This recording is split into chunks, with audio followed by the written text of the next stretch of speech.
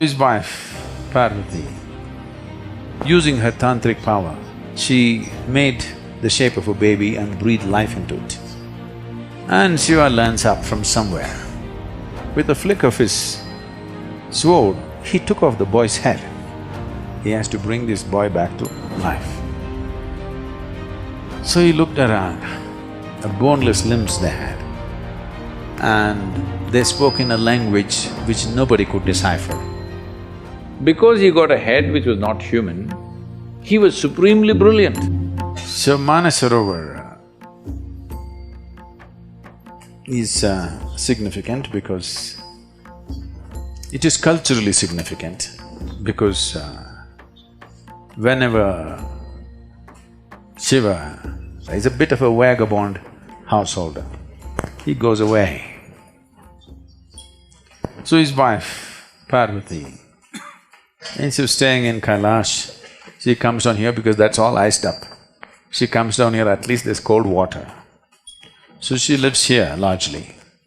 So more time was spent here than there, so many things happened here. One of the things that happened was Ganapati was born here. So he's not elephant-headed, he's Ganapati. Gana means the Ganas who were Shiva's companions.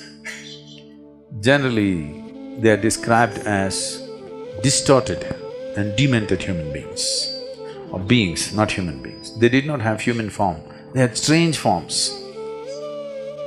And they had limbs which did not have bones, boneless limbs they had. And they spoke in a language which nobody could decipher. They spoke like cacophony. And they seemed to be always inebriated, or at least they behaved like that.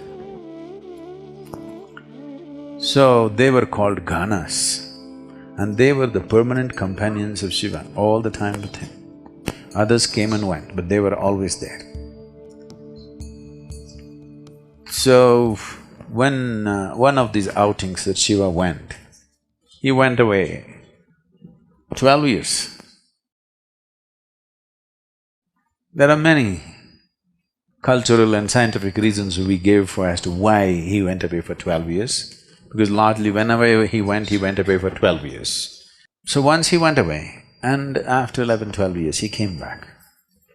Parvati sitting here on the banks of this lake. I want you to imagine, you're the just only woman sitting on the banks of Manasarovar lake, nothing here. She wants to have a baby. She's unable to have a baby because Shiva's seed is not human. So, it's clear that she cannot have a baby with him. But when she's alone, when she's with him, she's fine. When he's gone for long periods, her maternal instincts took over, she wants to have a baby. So one day, she smeared herself with sandal paste head to toe, waited for a period of time, then slowly peeled off all the sandal paste. When you do this, a certain amount of your skin or your cells will come away.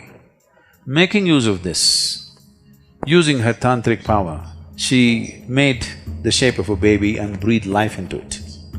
A nice little boy came, and she was very happy in the company of this boy, and he grew up, just the two of them, nobody. And Shiva learns up from somewhere. Nobody knows where he goes. Him and his friends land up, full, all inebriated and happy, come to see his wife. He's that kind. And Parvati wants to have bath. So she set up a small barrier and asked the boy to watch out, that nobody comes this way. So the boy took this duty as a he's very proud to guard his mother. So with a spear in his hand, he's walking up and down. He's looking for trouble. He wants to. Somebody should come now and he must fend them off. He desperately wants to do something for his mother. He's in that state. And Shiva and his friends landed up. So he wants to see his wife, he's coming that way. And the boy stopped him and questioned him, "Who are you?" Shiva, "You're asking me, who are you?" With a flick of his sword, he took off the boy's head and went to see Parvati. very happy to see his wife after 12 years. But the wife saw blood on his sword and she screamed. And he got the works. Then he doesn't know what to do. He thought after 12 years he'll get a great welcome. Here she is freaking on him. She said, "You have to bring him back to life." He said, "That's not possible, he's decapitated, he's finished. I don't care what has happened, I want him back to life." Now if he wants to have his wife, he has to bring this boy back to life. So he looked around, the Ganas, they were all there, kiki, kiki, kiki, kiki, kiki, like this. So he looked around and the leader of the Ganas, he asked him, "What?" He said, "Okay." So he lopped off his head and put it on the boy's head. First head transplant.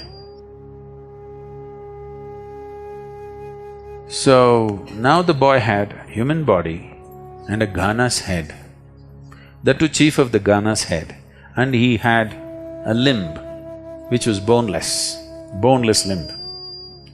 So he became a Ganapati, the chief of the Ganas. Somewhere down the line, artists from Sivakasi in Tamil Nadu, because they had never seen a Gana but the place was full of elephants. A boneless limb means they could not imagine beyond an elephant. So they slowly made that into an elephant. Whatever they do even today, everybody calls it only Ganapati. Nobody calls him Gajapati, okay? Some people have started writing songs these days calling him Gajapati, but it doesn't stick. Ganesh, Ganapati is what sticks because he is Ganesh, he is Ganapati. He is the king or the leader or the chief of Ganas. Because he got a head which was not human, he was supremely brilliant. Because of this extreme sense of intelligence, he did not allow anything to be an obstacle in his life. Every obstacle in life can be cleared if you have the needed intelligence, isn't it? So this is what he proved. So we called him Vigneshwara, he removed all the vignas because his intelligence is of that level. If you do not know about writing his scriptures, he told Vyasa, "Your dictation should be non-stop. If you stop, I'm going to drop the pen and go away because I'll get bored with you." This is the level of intelligence. Ganesh Chaturthi means not to boost your belly, but to boost your brain, because he's known for his brain, not for his belly. But today, to our children we have made it clear, he's known for his big belly, not for his big brain. He was essentially known for his big brain. So, Ganesh Chaturthi should be about boosting the brain, not the belly, isn't it?